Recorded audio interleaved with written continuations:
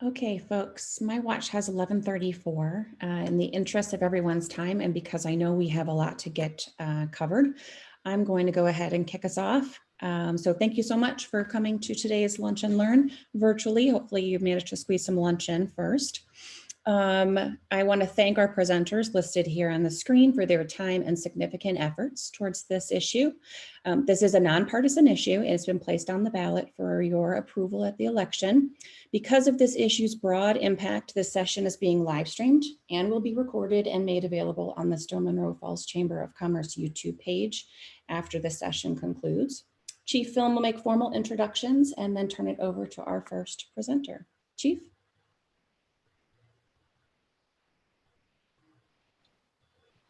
Thank you, Jennifer.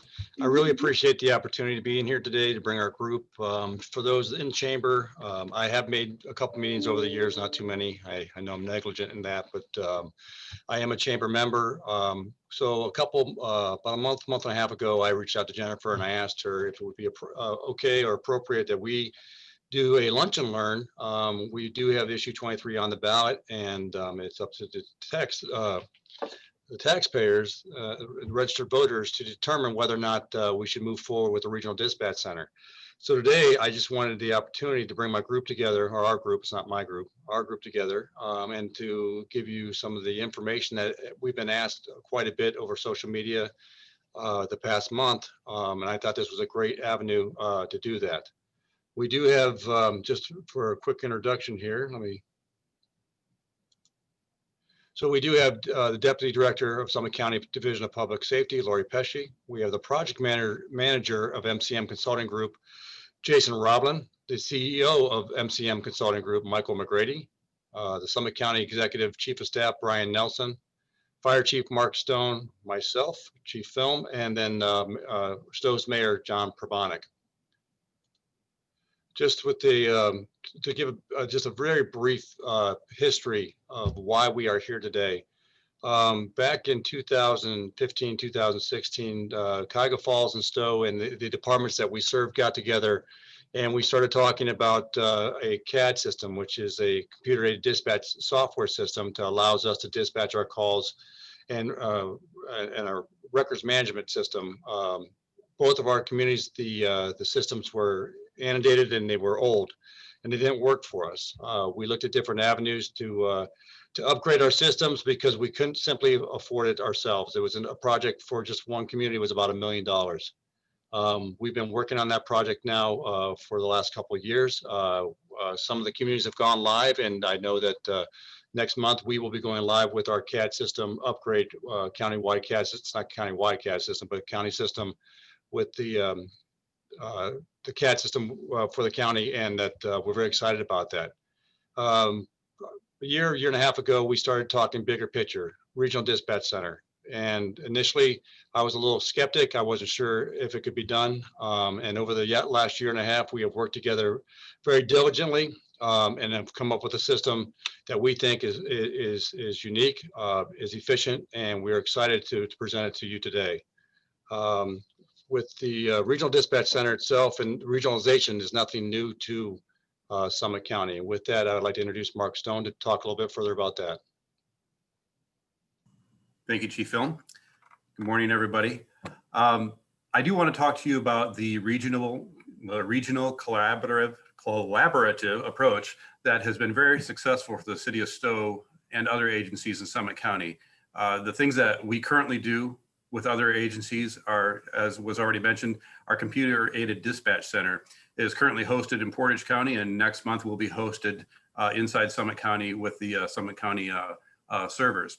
Our radio system is a county-wide radio system that we all participate in and have done for a number of years. The phone system is the same as well. The prosecutors use software that case management software that is done throughout the region as well. The Metro Crash Team is a collaborative effort between area police departments. The Metro SWAT Team, same thing. There's a number of departments that realize that alone they cannot do these activities without joining forces with other agencies. In the fire department, we are in the same boat. We have the fire department dive team. There was no pun intended there, I apologize. But we have the dive team that we rely on other agencies to help us do dive rescue. The technical rescue operations team, which I was a member of for about 19 years, uses a few people from every agency to do confined space, structural collapse, high angle rescue, as well as swift water rescues. It takes a lot of people and a lot of equipment to do such a thing. The hazmat team was started here in Stow in the 1980s under Chief Douchy and continues to be a very strong force in our regional agencies. It is probably the most used agency that we have amongst the fire departments where we share resources.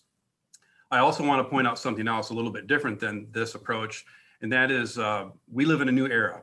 We live in a pandemic-driven world, which forces us to look at increasing the protection for our dispatchers and our employees in ways that we have never considered before. And this dispatch center is much larger than our current facility. It has the potential to expand the distance between our individuals in the workplace. I also foresee a future facility where our dispatchers can not only remove their masks while they're here at work, but they can also do so while being protected. Keep in mind that 2020 is a year that'll forever change the way that we do business. We have to keep that in mind when we look to the future of the physical dispatch center. And I think that this proposed dispatch center offers us a lot of room to grow, and a lot of room to protect our employees in the future. Thanks, Chief Film. Thank you, Chief Stone. Next, I would like, we have received a ton of questions. Why move to a regional dispatch center? What are the benefits? And with that, we brought in MCM, the CEO, Mike McGrady, and our project manager, Jason Roblin, to discuss just those benefits. Gentlemen. Sure. I'll start off. This is Michael McGrady, the CEO of MCM Consulting Group. So when we initially got hired to look at the study for the consolidation, we realized that you have, a patchwork of 911 facilities. In the United States, there's about 3,141 counties, and there's about 5,500 911 centers. So there's typically, only one 911 center per county. Some areas might have some secondary centers, but typically there's only one. And to get the most cost-efficient services and also get the best services, you want to have a consolidated 911 center. So that means that you have one public safety answering point where the 911 calls are received. Right now, when you get a wireless 911 call on a regular basis, it goes to the wrong 911 center based on when the cell tower is. So then that call has to be transferred back. So Stowe receives a 911 call, but it's over in the Falls. So then they have to transfer that caller to the Falls. But first off, they have to ask, the location of them. So these poor people are getting asked the questions, 2 times when it's transferred over from one center to the other center. Also, when you look at the training programs across the county, they're not all consistent. When you have a consolidated public safety answering point, you have a professional 911 official, typically a PSAP manager or executive director who's running the 911 center. You would have a training officer, and that officer will be in charge of all the new hire training, as well as all the continuing education training, and ensuring that you're meeting the national standards for your telecommunicators. You also have a quality assurance officer. Again, that's a 911 professional, and their job is to ensure that all the policies, procedures, and protocols are being followed within the center. So it's not just if somebody calls up and complains, it's to ensure that if you have a set protocol for dispatching a police car, fire truck, and ambulance, all of those are followed up on a regular basis, and that they're meeting, not only your center standards, but also the national standards. And when you look at technology, I think, right now, most people dial 911, but in the future, people will be texting 911. You'll be able to send streaming video to 911. So if you see a robbery in progress and you film the person who's creating that robbery, not only can you talk to the 911 dispatcher, but you'll be able to send that video to the 911 center. And that's all part of what's called an ESI net, Emergency Service Intranet. And the state of Ohio is working on their statewide intranet right now, and then it'll be also connected to a national, state, intranet. And again, that's only going to be at one place in each county. They're not going to be sending it out to multiple places. So then when you look at equipment, when you look across the county, each PSAP, over time now has the same radio system. They're working on having the same computer-aided dispatch system. You can share what's called a log recorder That's what actually listens to the 911 calls and tapes 911 calls, as well as the radio traffic. All your mapping and addressing can be shared. So you're really taking things that might be disparate, but you're going to make them into a one single facility in which everything will be the same. It also helps when you have a very busy day in the center. Some of these centers have 2 people working. Some of them might have 3. Some of them might have 4. But if you have a 2-person center and you get 2 working structure fires and have a cardiac arrest call and then a police call, those centers become overwhelmed in a short period of time. By having a regional 911 center with a larger staffing, you're able to handle those calls more efficiently. And one of the final things to bring up is then you will have dedicated shift supervisors. Again, a 911 professional who's overseeing the shift of call takers and dispatchers to ensure that they're doing a good job. And additionally, make sure all the policy procedures are being followed. And if it gets busy, to be able to, upscale your staffing and bring additional people in. Jason, do you want to go over some of the things that you find as the project manager? Sure.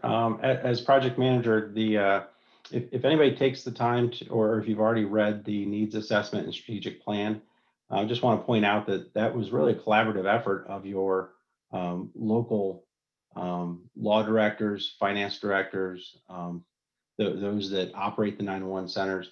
So if you do read the report, it's a collaborative effort from the people that currently run the centers. So with the site visits and the interviews and the work that was done, I think some of the points that Mike makes to stress are when you look at supervision of the centers, many of the centers don't have a full-time director such as Stow. You do. Others have maybe a police captain that is just another hat that they wear. When he talks about quality assurance and training, the same vein, it's just another duty that somebody's trying to perform. Whereas when you go to a regionalized center, you're going to have that full-time 40-hour-a-week person getting ahead of the curve for those quality assurance issues, working with that training officer to say, hey, we really realize that this policy isn't being implemented on a regular basis. Can we work this into a refresher course for everybody? I think those are the kinds of things that we should stress, as well as maybe from the financial side. The amount of equipment that's currently out there, each of these centers, Stow included, is paying maintenance contracts to maintain their radio systems, including what the dispatchers and call takers are using in the center, maintaining your computer-aided dispatching system, maintaining your logging recorder, and your 911 equipment. Those are very expensive.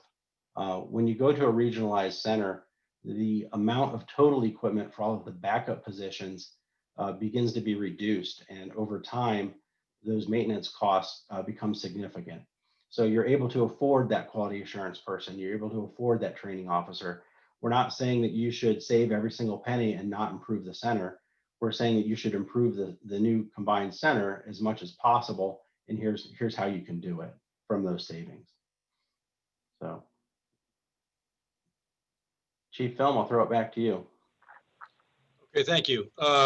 The next question that we always get is, where's the center going to be? What's it going to look like? And unfortunately, we can't take tours of it.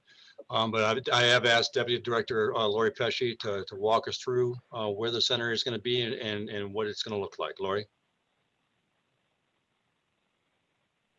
Okay, let me see what I have. So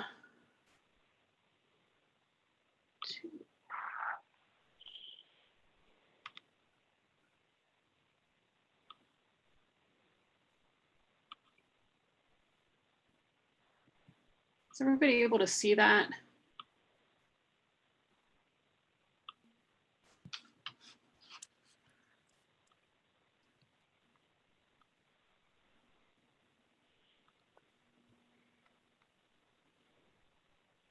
Yes, it looks like photos of the current building, Lori. Okay, sorry, I just wanted to confirm that that's what we were looking at. Okay, so here's the location in Talmadge. Let me See if we can restart that. This is entering through the back of the building. And we'll just briefly walk through that. Here's the current layout now. It's part of the Developmental Disabilities organization. They were doing some PPE distribution right there. So this is the main portion of the center. Back here is for any additional collaboration. Midway through is going to be the training section, and out here is going to be where the Regional Dispatch Center would be located. And I will show you a floor plan of that. Let me bring up our floor plan.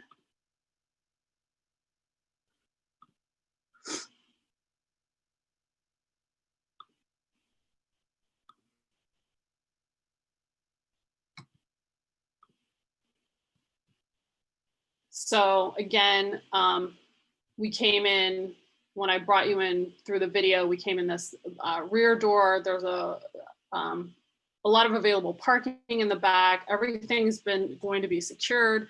We had Ohio Homeland Security come out and do a needs assessment of the building. They found structurally it was very sound. It's a good location. There were minimal changes that we had to do to the building. You come in the back door, there's training rooms, additional space for consolidation. The yellow portion is the training space. Up in the pink area is primarily where the Regional Dispatch Center would be located, with office space.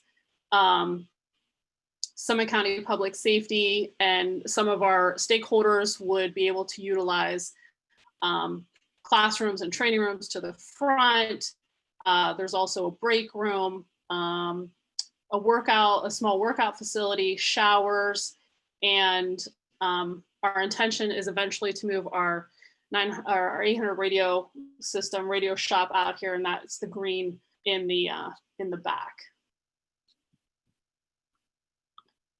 And then we just have a rendering from MPG Architects that we have been using to see what the space is going to look like once it's furnished. So again, that's that front space area with all the different console locations.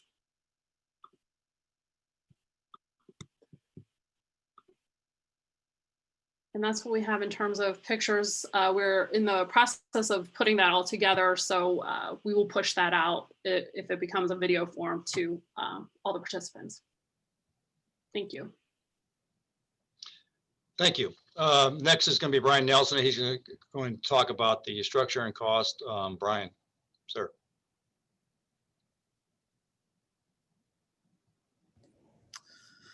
All right, thanks, Chief. So let me, I want to talk a little bit about public safety in Summit County generally, and kind of piggyback on some of the comments Chief Stone made along the way. And also talk about this project specifically. So, consolidated dispatch is certainly not a new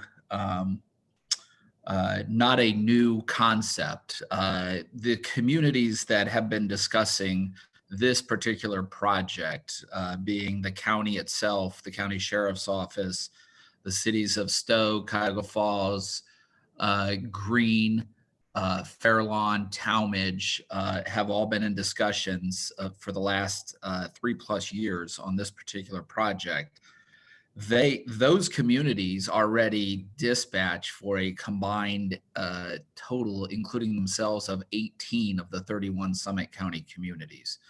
So the concept with and the agreements with how they do that may be a little different than what we're discussing here. But this is not a new concept. As most of you probably know, the city of Stow several years ago began dispatching for the city of Talmadge. The kind of what led us to the impetus behind all this is really technology change. So we're looking at a situation where all of the communities involved in this needed to upgrade their dispatch systems to become what they call next gen compliant, which is software that allows us to capture text messages to more accurately locate where callers are calling from, to be able to get video feeds, pictures, all of that. But that is expensive, and so is maintaining all of the equipment and all of these centers, and it's only going to continue to get more expensive. Now, in Summit County, in particular, I think we're a little unique among counties in the amount of collaboration and discussion we have amongst all of the communities.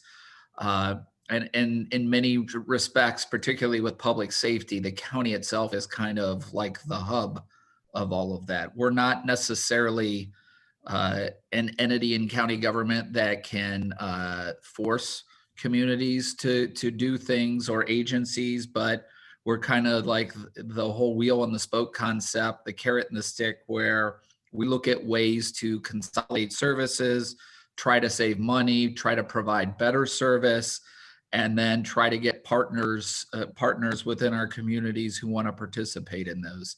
So as Chief Stone mentioned, the county radio system. So back in 2000, the county, and it was really the county and the city of Akron, invested something to the tune of $20-some million to build out an 800 megahertz countywide radio system. So we now have over 3,000 users on that system from every police and fire department, public service departments, so street departments. The school districts are on that system. The hospitals are on that system. So if we have a major outage with phone service, those agencies, and we had one a couple years ago, that one of the main processing centers for AT&T in downtown Akron went down because of a steam pipe, street steam pipe that burst. The phones went out all through the county. Those agencies and the hospitals were still able to communicate and still able to dispatch calls using that system. That system in 2016, the county spent $16 million upgrading it to a digital platform, also expanded by adding a 10th cell tower to it, and also adding more redundancy, and also tying into a state radio system as part of that project.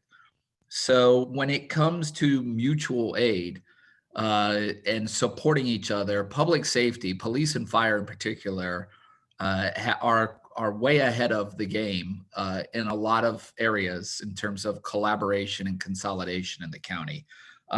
Chief also mentioned the Matrix. That's a case management system that the county prosecutor's office was looking to upgrade a case management system. And as part of that, we said, well, what are the prosecutors' offices in the municipal communities using? And we ended up with a host of communities and the county jointly purchasing a case management system, which is now also being integrated with this consolidated dispatch system. The county is currently working on a countywide virtual courtroom project assisted by the city of Fairlawn, who operates its own municipal broadband structure called Fairlawn Gig. Fairlawn Gig provides true 1 gig up and 1 gig down service, and provides it in a way that if there are issues, you can call the city of Fairlawn and not get put on hold for 6 hours to be told somebody will come out a week from Thursday between noon and 4 to fix it. Right now, that service is in the city of Fairlawn. Looking at our desire to be able to run court operations across the county in the municipal courts, including the Stow Municipal Court, and eliminate the need for transporting prisoners all over the county for court appearances. And this is a COVID-19 thing. We decided to invest money, but we needed much like this, a Zoom type environment, but it had to be secure and private. And so Fair Lawn Gig is helping us, and we're going to be spending almost $7.5 million running all of the infrastructure and setting that system up.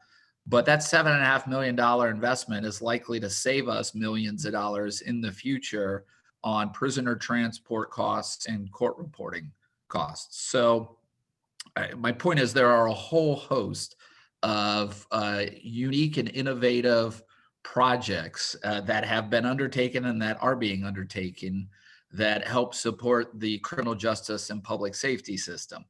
When we were all looking at upgrading these systems, a group of us, including all those communities I just talked about, got together, started vetting both the need to upgrade the software and this whole consolidated dispatch plan. And this was back in 2017. We got to a point where we kind of felt like we knew what we were doing, but we really felt like something this important, we really needed to take our time and make sure it was done correctly.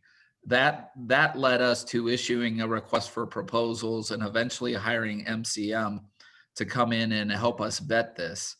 And then we split the two projects. So acquiring all of the software, and the city of Akron was a participant in that project as well, was split away from the concept of consolidating operations. We put together a plan. MCM came in and immediately helped negotiate $800,000 in additional savings to that plan, helped us vet it. We, as a combined collective group, the 7 participant communities and the county saved collectively $7 million by joining together to acquire that. And what we acquired was countywide site licensing. So any community in Summit County can become part of this system. And that's just kind of a laying the groundwork for the future maneuver that we did with that. The new system is actually up and running in Akron with the city of Akron and with Summit County Sheriff's Office, and is scheduled to go live in Stow, Cuyahoga Falls, and the rest of the communities in, I believe it's either November or December. Jason can correct me if I'm wrong on that, but it will be up and live before the end of this year. So there has been a lot of planning that has gone into that piece. If any of you have looked at the plan that was put together on the staffing of what consolidated dispatch, this operation would look like, a ton of planning that has gone into that piece of it to make sure we all knew what we were doing and heading into it. The site over at the DD facility that Lori was talking about, I don't know if I have screen share. If I do, I will add one more piece to that. This is from our GIS maps. This is the location. So it's at the corner of 91 and Howe Road. It is the Developmental Disabilities Campus. So that is the school, and this what used to be what called the Weaver Workshop is the facility that we're looking at. As part of the process of vetting facilities, we had asked all of the communities to nominate facilities that were a potential for this. And at one point, we were all looking at the former Summit County Public Health Department up on Graham Road by State Route 8. That was deemed, as we brought architects and engineers to look at it, to not be a suitable location because of flooding issues, redundancy issues. It was not weatherized. It would not withstand the type of events that we were concerned could potentially take out a center like this. Communities nominated them. This one got thrown into the mix because, quite frankly, the county owns it and the DD board is moving out of it. It is available already to us. When the group and the architects went out and looked at it, as you saw from what Lori showed, it is basically a hollow shell that saves quite a bit of money in terms of renovating it and turning it into what we want it to be. The last thing I'll kind of end with, as we got into COVID this year and we were working on all of this, I kind of assumed that this is one of those projects that might be shelved because of the economic constraints that COVID might present to all of our communities. When we got the operating costs and the of running a facility like this and the capital investment costs back and looked at what it would take to do this, it very quickly to me became we should not wait. We need to start moving on this scenario. The cost to the large players in this, the city of Stowe, the county, and the cities of Cuyahoga Falls are roughly the same as what they're paying right now. For the smaller communities, the mid-sized communities, Fairlawn and Greene in particular, they would actually save some money because the reality is the cost that it takes to run a dispatch center is too expensive for the number of calls that they're handling. It just doesn't make sense for them to continue doing that. When we look at what we're getting as the larger communities for the same amount of money, we are getting a truly professionalized staff with training standards, quality assurance standards, much better coverage in terms of staffing. We are getting a state-of-the-art facility that is essentially weatherized, that meets national standards for a dispatch center, that has redundancy. It's going to have a tower that ties into the county's radio system located at it. And if you noticed from that picture, it's expandable. There is plenty of land and space available there that would allow us to expand this. What we get in return, and the other thing I would say is when it comes to the fact that even right up front we're paying the same amount of money, I truly believe that there is the ability to save money in the future. So the communities that are in on the front end, we have collectively said, and everything we're talking about here have been collective decisions between all of the communities working on this. We have collectively said we would offer positions to every dispatcher that currently works in every community. The reality is we may not necessarily need all that, but we know that through attrition over the coming years, if we don't need them, once they retire or leave, we just won't replace them. So being in on the ground floor of this is definitely a benefit. The other big benefit for being in on the ground floor is having a say in forming it and running it. The communities who come in later are not going to have that opportunity. They're going to be a subject to whatever has already been put together at that point. So there is a lot of benefit to being in on the ground floor of this. With that, I guess I would turn it back over to the chief. And I think like everybody else in the group, be happy to answer any questions at the end. Thank you, Brian. And just last but not least is Mayor John Probonic, who is also our safety director. Mayor Probonic. You're still muted, sir. I think the chief intentionally did that, but that's one. A couple things I'd like to reiterate because this group has done a fantastic job explaining this to you. But going back to this, when we say this is not new, this goes clear back to when Karen Fritschel was mayor. So not I'm calling Karen old, but like I said, this has been talks not just at this level, but clear back then. And reiterating, all mayors, finance directors, law departments, chief of police, chief of fire, they have all been involved in this. And one thing that I look at as beneficial, I've been sitting in this position for approximately 2 years. Previous to that, of course, I was on council, so I did know some about it. But when I came in, I was not actually jaded of saying, is this good or is this bad? And I think that's very beneficial because I was able to take an outside look. Several times I had conversations with both Chief Film and also with Chief Stone saying, do you think this is good? And this is clear back maybe in January or February. And we weren't totally sold. We were saying, well, we're not really sure. We don't want to move ahead unless this is good for the city of Stowe. So like I said, it came to this point right now that we're talking to you today, that we would not be talking to you if we didn't feel that this was a good process and a good program to follow. I also want to reiterate that we do have a very fine facility. It's not outdated right now or anything else. But if you listen to Brian Nelson, as far as that was concerned, listen to the big numbers. These are huge numbers. When you start looking at things, we know that in 3, 5, 7 years, we're not going to be able to keep pace and keep providing our own dispatch center. We're going to price ourselves out of the market. And what that's going to do is it's going to go ahead and actually give, I believe, decreased service as we go along. Like I said, we're great now, but that's not the case. We have to look forward into the future. Another thing, as Brian said, no dispatchers will lose their job. In fact, all of our dispatchers, if we would join this, would actually get raises. Okay, so like I said, I think that's very important.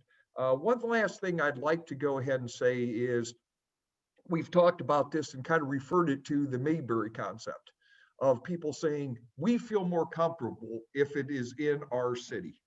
Well, like I said before, we dispatch for both Talmadge and Mogador.